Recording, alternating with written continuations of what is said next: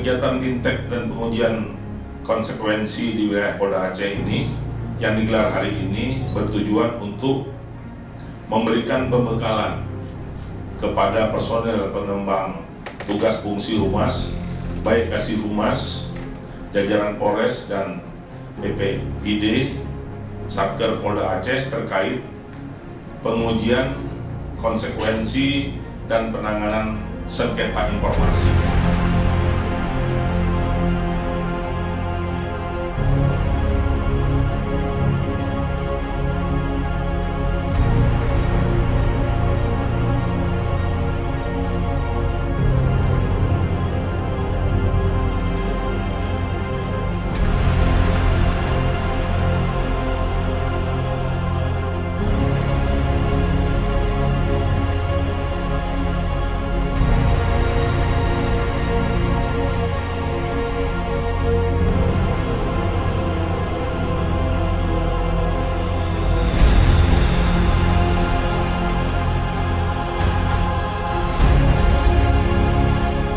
Saya berharap kegiatan bintek ini mendapatkan hasil yang baik dan positif sehingga akan bermanfaat dalam menunjang kinerja kehumasan di lingkungan Polda Aceh.